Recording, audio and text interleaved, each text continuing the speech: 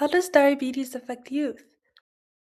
You might think diabetes is something that only affects adults or the elderly, but the reality for today's youth is very different.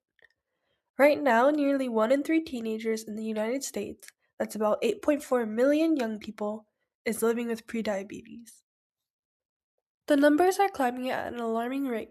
Between 2001 and 2017, the number of youth living with type 1 diabetes increased by 45%.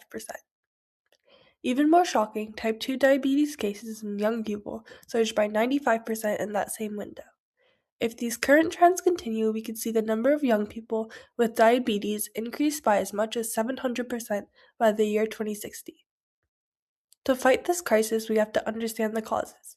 Type 1 diabetes is primarily genetic, and type 2 diabetes, however, is increasingly linked to diet and lifestyle.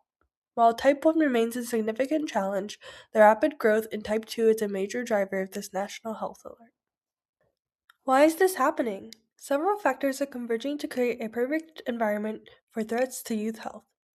First, weight and obesity. Excessive weight is one of the primary drivers of insulin resistance in young people. As obesity rates rise, the body's ability to manage blood sugar effectively is compromised, leading directly to higher rates of type 2 diabetes. Second, lifestyle and inactivity. Modern lifestyle choices are pushing the physical limits of the youth population. A combination of increased sedentary behavior or inactivity and modern dietary habits contribute to a cycle that makes it difficult to maintain a healthy metabolic balance. Third, biological transitions. Biology plays a unique role during the teenage years as the process of puberty itself can naturally affect insulin resistance. This crisis also does not affect all populations equally. We see varying risk levels based on race and ethnicity. These demographics factors, alongside environmental influences, help explain why nearly 1 in 3 US teenagers now face a prediabetes diagnosis.